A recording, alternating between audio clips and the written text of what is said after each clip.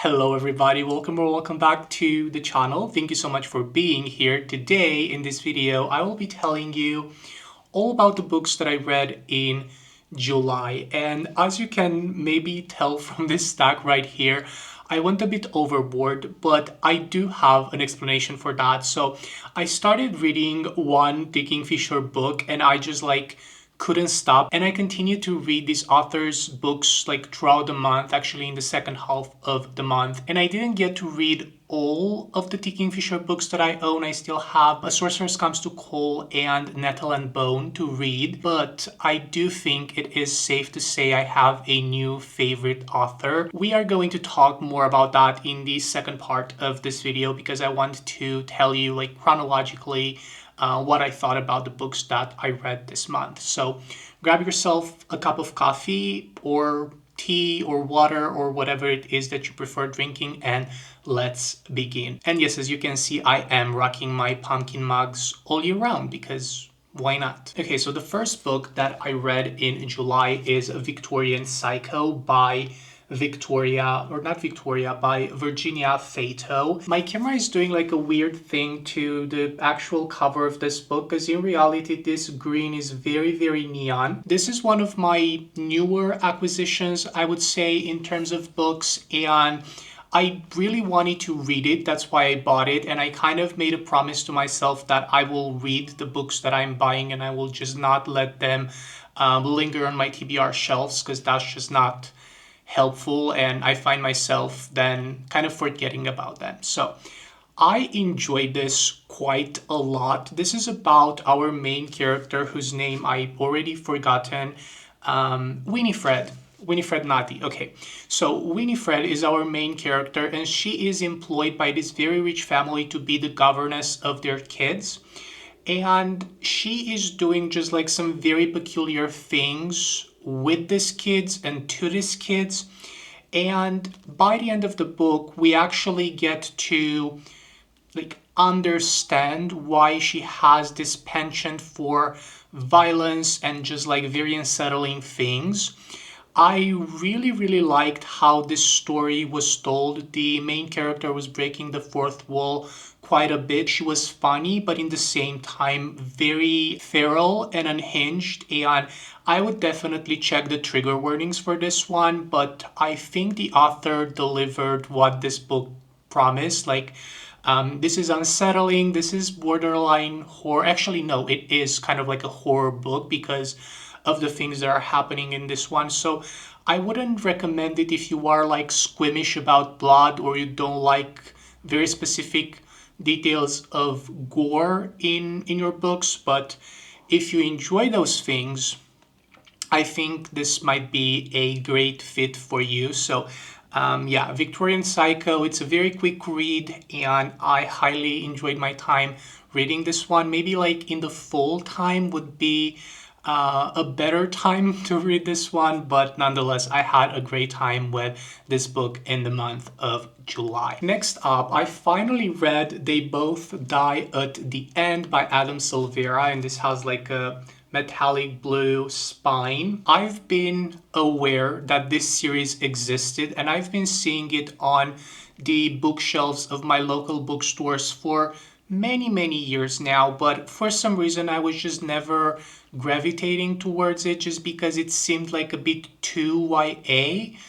But I'm happy to report that this was actually quite good and I enjoyed it overall. So this is following two characters who both receive a call that they are going to die in the next 24 hours. And these two characters are living in a world where these type of calls are just normal. People are announced 24 hours before they are dying so that they can just put their life together, I guess. This is sad because of the subject matter, but what these characters are going through right before they die is just very sweet and heartwarming, and they got to spend these couple of hours of life together and they found each other. This is a great queer story for younger people, I feel like. But even though it's meant for a younger audience, I still did enjoy this quite a lot. I will be continuing with this series. There are 2 other books that are out right now. The third one, which is The Survivor Wants to Die at the End, if I'm not mistaken, just got published like a couple of weeks or months ago. So yeah, I'm looking forward to continue reading books from this series. This was really good. It reminded me a lot of the first time when I read a John Green book in my teen years. It kind of has the same sadness, but in the same time, it's very heartwarming and sweet, and you just want the best for these characters. So yeah, this is They Both Die at the End by Adam Silvera. Next up, I read a Dark Academia anthology, a Dark Academia anthology from like a couple of authors. So we have works from Olivia Blake, ML Rio, Susie Young, David Bell, and J.T. Ellison, and also some other authors as well. I really, really like the cover of this book, the gold foiling. I just think it's immaculate.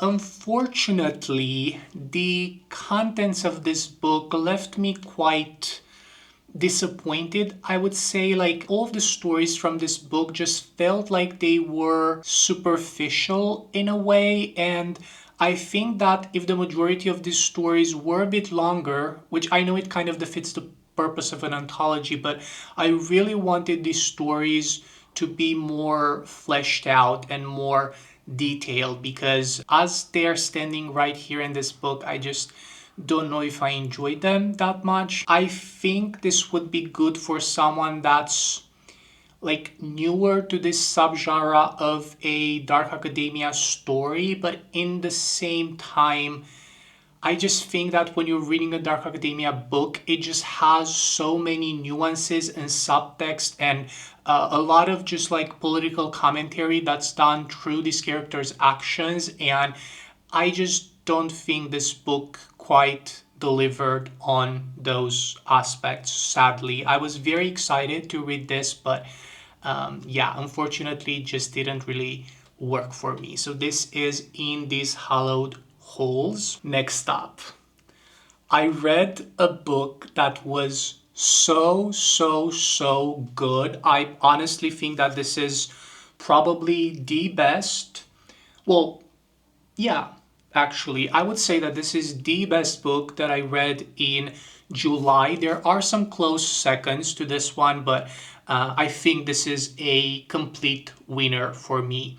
This is none other than The Safekeep by Yael van der Woeden, and I just adored this book with all my heart. I read it so fast because I was just like very intrigued by these characters and curious to see what's going to happen in the end.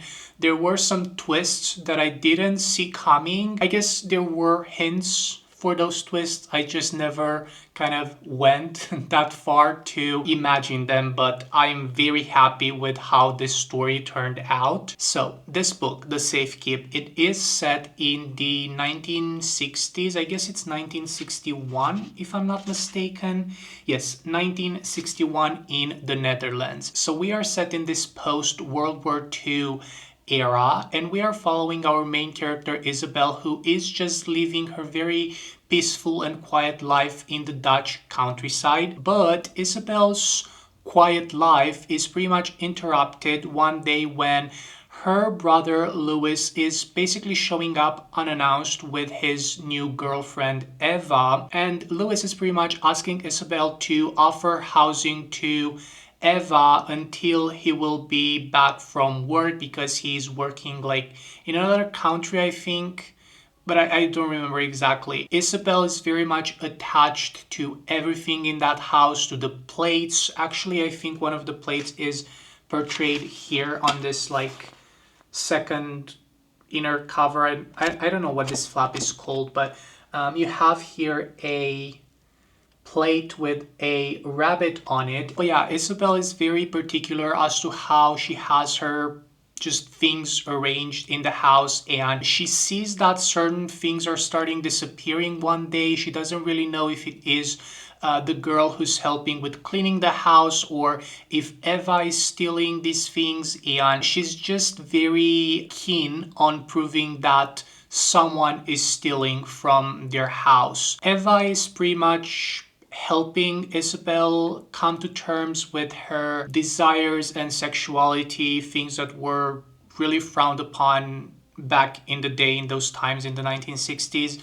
And we also might find out that Eva has an ulterior motive to be very nice towards Isabel. So things are kind of escalating from there. We have like a big plot twist pretty much like 60-70% into the book, something like that. I think this was immaculate. I love how the author describes the Dutch countryside and their surroundings, and this also delves deeper into the trauma from World War II that was experienced by Isabel at a very young age, and I just think this was masterfully done. I love this book. So if you take anything from this video, please read The Safekeep by Yael van der Voeden. Next up, a book that got me so mad in July. I read my first Joe Abercrombie book. This is his newest release, The Devils. And when I tell you that I almost didn't finish this book, I was like 70% into the book already, but I almost DNF'd it just because I couldn't care less about these characters and about the action and about pretty much everything that was happening in this book. This is one of those books that assembles a ragtag group of characters and gives them a mission, basically. They have to ensure that Princess Alexia is getting back to Troy to safely reclaim her title as a princess there. And even though I do see where the author was going with this story and with this book overall, I just don't think that the tone was really my type of thing, because it is very juvenile. It's full of jokes that don't really land. These jokes and these characters' personalities, even though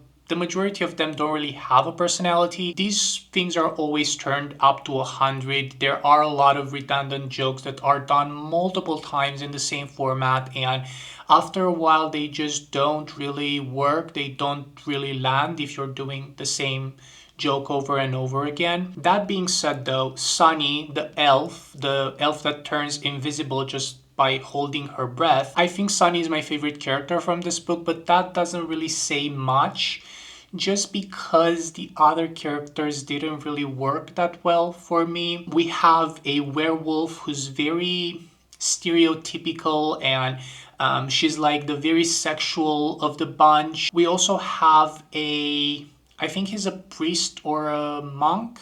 I'm not entirely sure, I don't remember.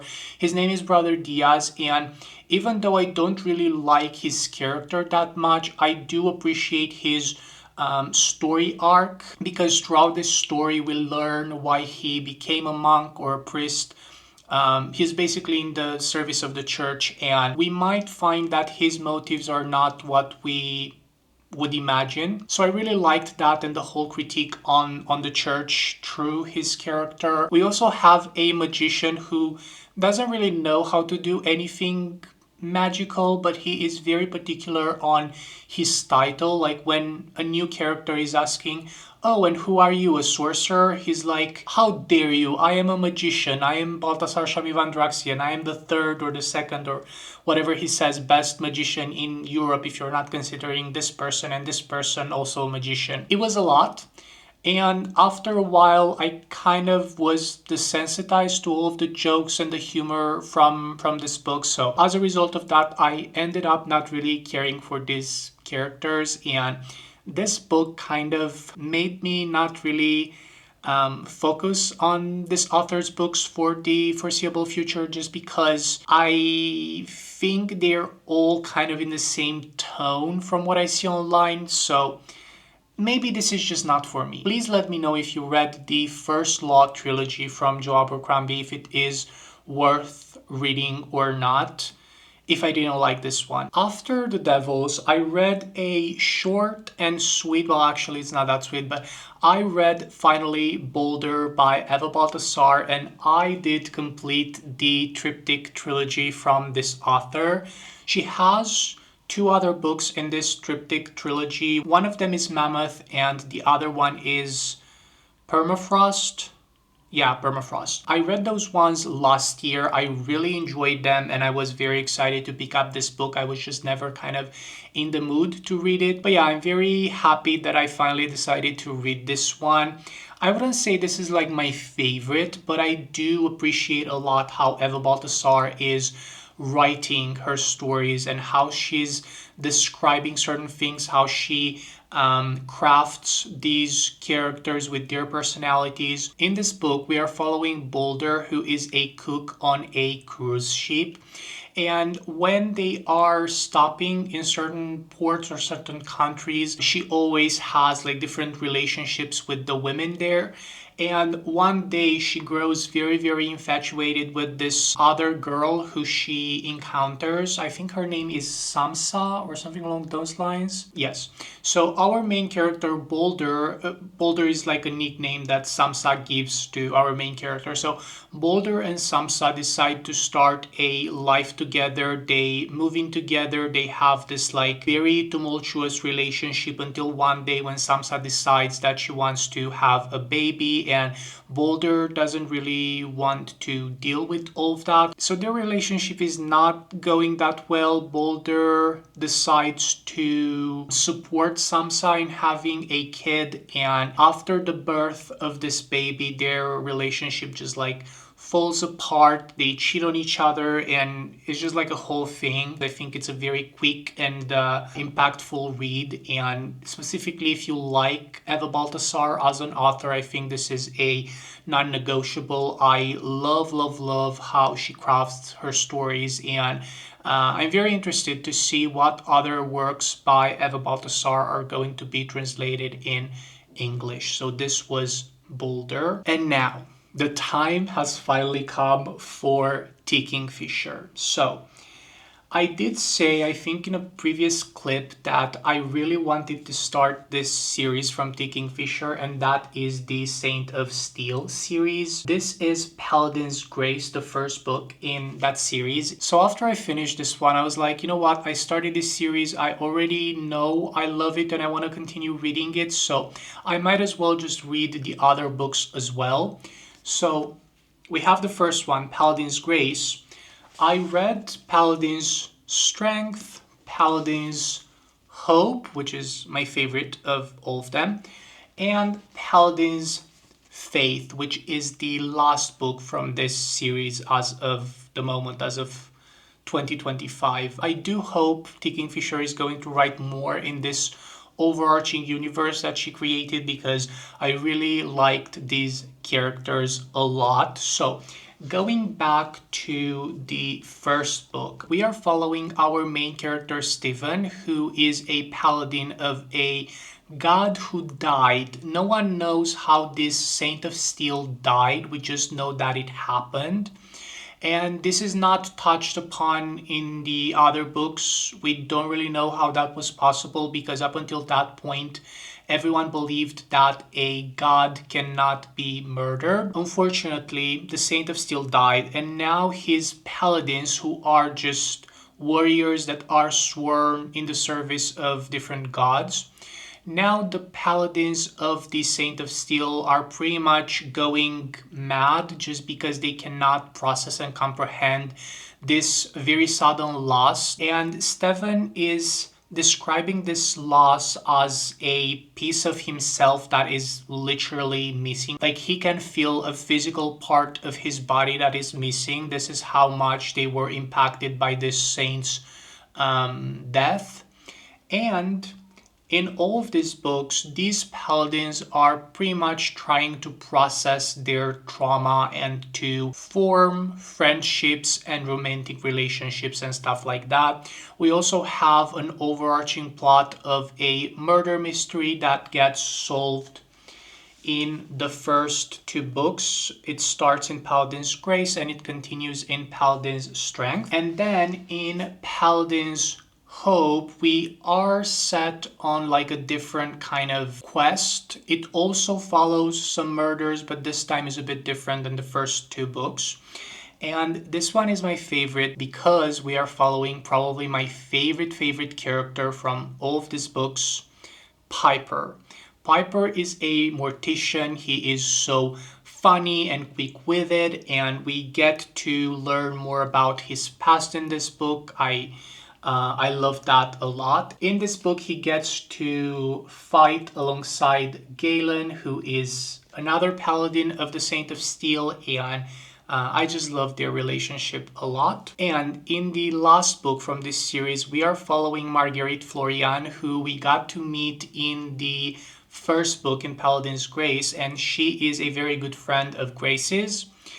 And in this book, we get to learn more about Marguerite, about her past as a spy, and also we get to explore her relationship with this other paladin that was in the service of the Saint of Steel. So yeah, I think this series has the potential to become my favorite or one of my favorite fantasy series ever. I would say that these are more in the realm of cozy fantasy, but I would say that it's a cozy fantasy that tends to get pretty intense at times. Also, in this series, we get to meet gnolls. And gnolls are described like badger-like creatures that are walking on 2 feet, and they're actually helping the humans in this universe. But they are described as being like a person, like they have basically the same, or in theory, they have the same rights as humans do.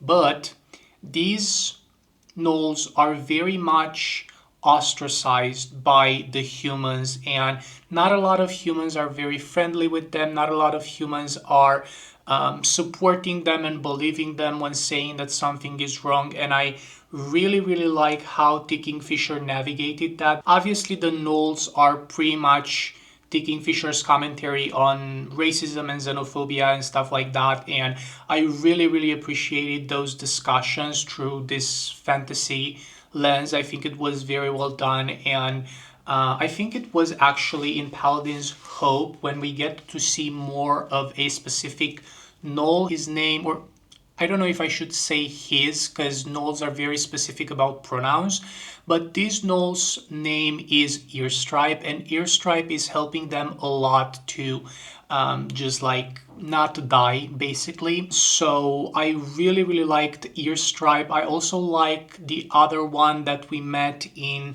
I think it was in Paladin's Strength. I forget his name exactly, but I liked how the Kingfisher explored this world of gnolls. She also created pretty much a language just for gnolls that I found quite fascinating, and every single time a gnoll would speak, they would speak in like a specific type of way so that you knew who was talking and that they were speaking a different language than the humans and stuff like that.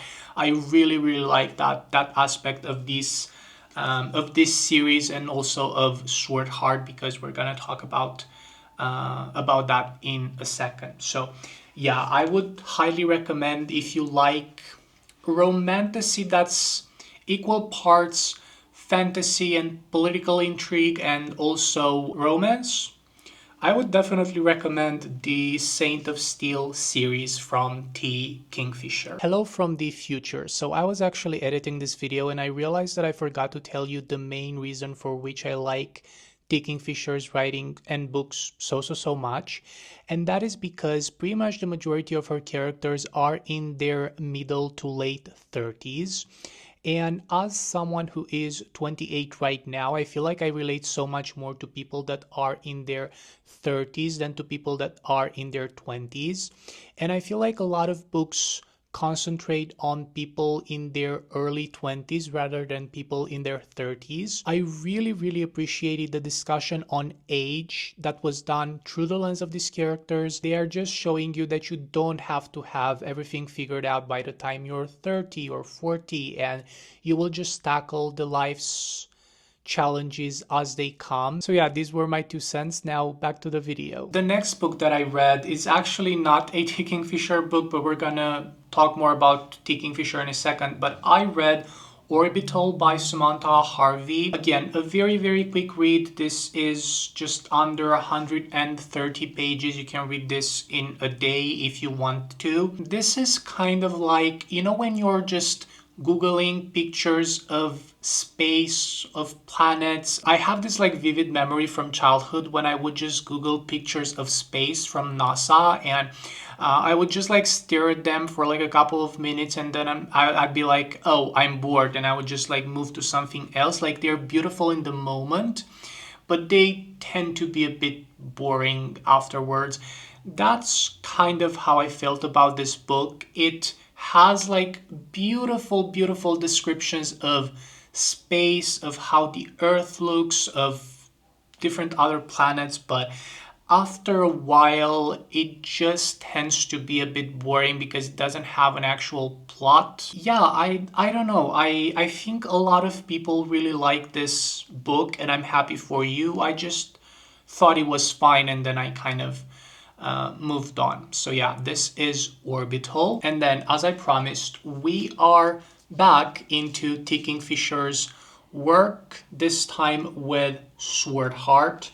This specific edition is just gorgeous. It has like sprayed edges that I don't really care for, but this artwork on the cover is absolutely fantastic. And not only that, but it has like a sword here on the actual hardcover, and also the bluish foiling on the spine. But yeah, I really like this edition, and I hope that Bramble is going to release the same size edition for the upcoming book in this series. I think it's called Dagger something. It's supposed to be released in 2026. That's going to come out eventually. I just hope that they are going to make a matching edition for that book as well. This book is set in the same world as the Saint of Steel books, and this is actually happening before the action from the Saint of Steel series, and we also get to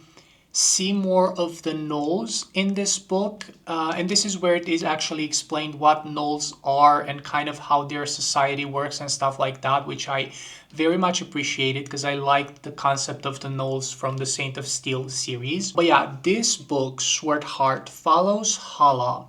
Hala's husband died a couple of years prior to the action of this book, and she pretty much didn't have anywhere to go. She didn't have a job, she didn't have any money, and the uncle of her husband pretty much offered her housing and a job. She used to care for this old man and also for the house, but unfortunately this uncle died, and when they read his will, Hala found out that she inherited everything from this uncle. Her husband's relatives are very angry with Hala because how did she inherit everything? Like, they wanted all of the money for themselves, obviously. So they have locked Hala in her bedroom, and they basically want to keep her locked until she agrees to marry her husband's cousin, which is just gross.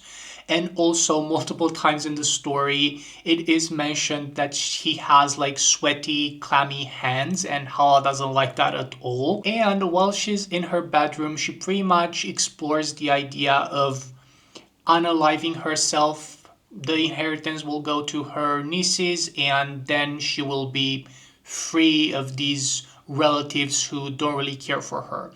And in exploring ideas as to how she might, unalive herself, she discovers this sword. She unsheathed the sword, and in doing that, she released a spirit, potentially, that was locked in the sword. His name is Sarkis.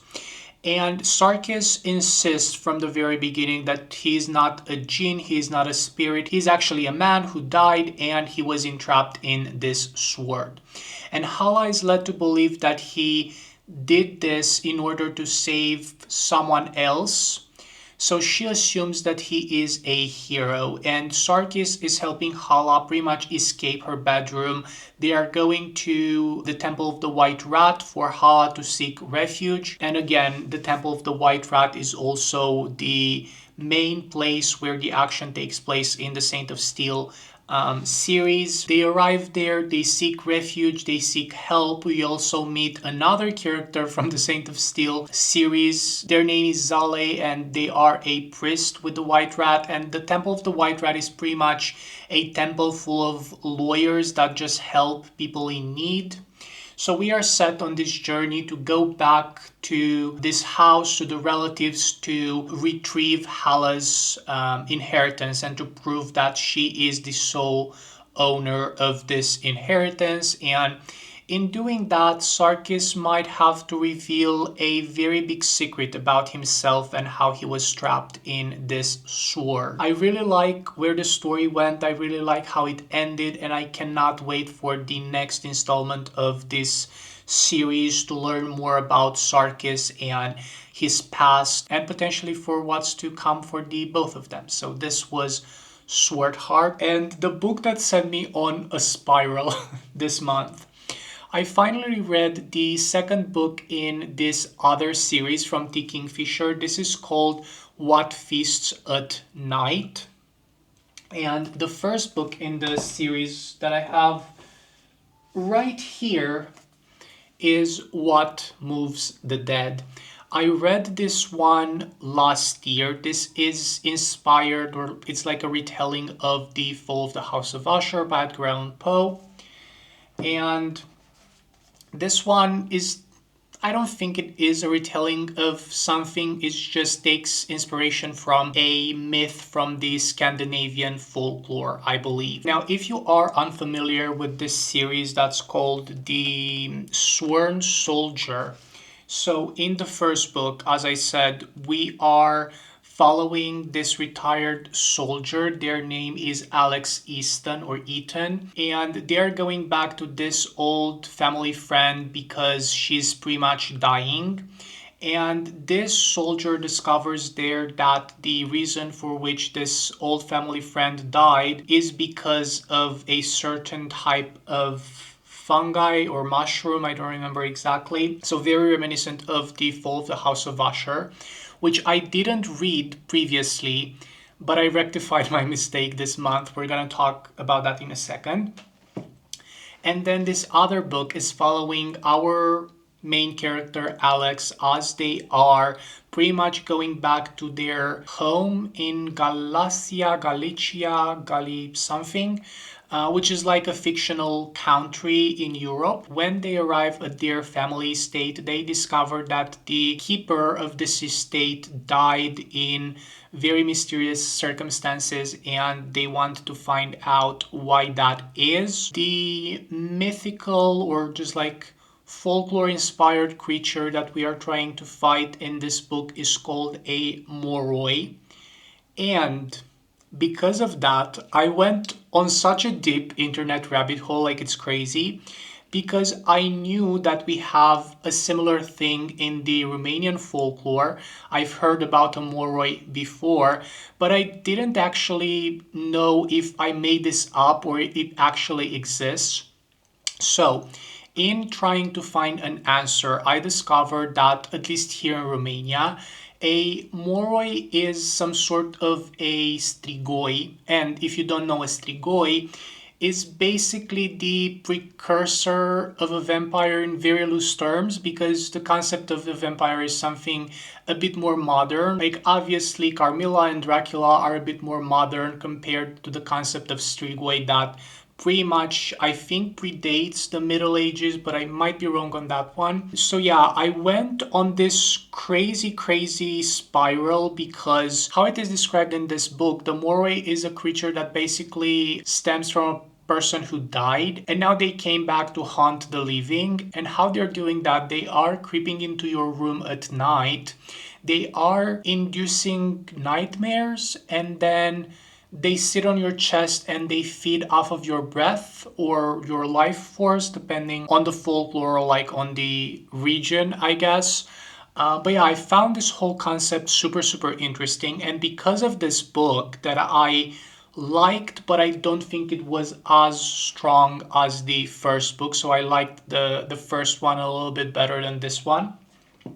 So because of this book, I remembered that, first of all, I have a book on vampires. This is called Vampires, a Handbook of History and Lore of the Undead. And this is pretty much going into detail regarding all of the types of vampires, how they are depicted in folklore and later on in movies and media. And it also talks about how these precursors of vampires were depicted in folklore in the Middle Ages, and then how it evolved into this more modern concept of a vampire. And what I found here, I found the quote-unquote definition of a strigoi, but not only that, I have found a very, very close description of the creature from this book. So first of all, let me actually read you what a strigoi is according to this book. So they say the strigoi was the most common subtype of vampire that appeared in the Eastern European folklore in the Middle Ages. The Slavic name likely derives from the Roman Styx, and it is likewise associated with owls. Anyone could become a strigoi after death if their soul became trapped in their body as it decomposed. This was more likely to occur if they died unhappy or if a cat or dog passed over the body before burial. So this is how this book defines a strigoi, which I guess is pretty close to what we consider a strigoi here in Romania, because sometimes it can be a ghost, sometimes it can be a vampire, like it just depends on the source. But what I also found in this book, and I actually tabbed this page, let me see if I can find it. So in the first pages it says that we have forgotten that coins could harm vampires and that some of them consume breath or energy rather than blood. Later on it says in Slavic folktales of Eastern Europe, a vampire's soul could escape their body in the form of a butterfly or moth. If a vampire had been tracked back to their coffin, it was critical that anyone preparing to stake them had at least one assistant to pour holy water down the vampire's throat. I found this very interesting because, again, in this book, this moray creature is pretty much transforming into a moth as well. I have to change my battery, hold on. And we're back. We're in focus. Okay. So yeah, I found this whole concept of a vampire who can transform themselves into a butterfly or a moth super, super interesting. And then at a later point in this book, I found the explanation as to why specifically butterflies. So it says here, butterflies are attracted to a gaseous chemical called trimethylene, yeah, I guess that's how you pronounce it, trimethylene, which is given off by dead bodies. They can often be seen clustering over fresh graves or even sipping on spilled blood. I found this whole book super, super interesting. It is full of just like beautiful illustrations. I'm trying to find just like kind of like this. This is an illustration of Vlad the Impaler. That's also considered to be the inspiration for Dracula, and also like very, very nice design throughout this whole book. It has this like very old kind of a vibe to it that I really, really like. So yeah, I also read this one this month because I was very keen on finding out more about this concept of a moray, and I'm very happy that I read this one because I found some pretty nice things about vampires in general that I wasn't really aware of previously. And then also because of the Sworn Soldier series, mostly because I was reminded of the fact that I didn't read The Fall of the House of Usher by Edgar Allan Poe, I did read finally The Fall of the House of Usher by Edgar Allan Poe. I liked the prose, I just don't know if I enjoyed the story that much, if that makes sense. Like if I would have to choose between the two, because this one is also very, very similar to The Fall of the House of Usher, obviously with different elements and different world building and characters and stuff like that, but the main story is more or less kind of the same. I would have to choose this one by T. Kingfisher. I think this is a much nicer read than the Edgar Allan Poe one, but nonetheless, I'm happy that I finally read this classic. I read it from this bind up collection of classic tales of horror, all of them by Edgar Allan Poe. One thing that I want to mention about this specific edition, so you can see how it has this like gold foiled edges. These are falling off everywhere. Like my hands were so sparkly and glittery after I finished reading The Fall of the House of Usher from this edition. So maybe make sure that you go to a bookstore to see if these gold foiled edges are just like spreading everywhere or not before buying the specific edition. And I guess this was technically like the last book that I finished in July. I also started and kind of soft DNF'd The Guest by Emma Cline. I read the first couple of chapters and I just wasn't really in the mood for this story. I liked the writing. I already knew I liked Emma Cline's writing and prose. I just don't know if I gravitate towards this main character that much. So because of that, I just decided to put it aside and maybe I'll continue it in the near future. And then another book that I kind of soft DNF'd is Before You Suffocate Your Own Full Self by Daniel Evans. This is a short story collection and I only read the first story in this one. And I'm sure I will pick it up at some point eventually to read from this book, not necessarily to finish it, but to read some other short stories. I really enjoyed the first one. It's about these two girls that are living in New York and they're struggling with coming of age and racism. And I found it really compelling for how short it was.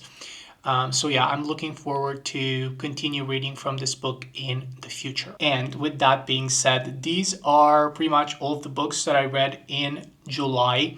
Please let me know in the comments down below what was your favorite book that you read in the month of July. If you have any recommendations or any books that you think I might like. I do want to say that the TBR videos, I don't think they're gonna come back. Maybe I will do like a seasonal TBR or something along those lines. But I just kind of realized that this whole very set TBR is not really for me. I really pushed myself to finish reading some books in the last couple of months and I just don't think that's beneficial. Like I like to read what I feel like in the moment and that's fine as well. So I just don't think I'm going to do a very structured TBR video, at least not in the near future. I am planning to read the Raven Cycle series by Maggie Stiefvater finally in August. So a reading vlog is going to be published in the month of August for that series. I'm very excited about it. And also in August, I really do want to read The Emperor of Gladness by Ocean Vuong. And with that being said, thank you all for watching and I will see you soon in a new video here on the channel. Bye everyone.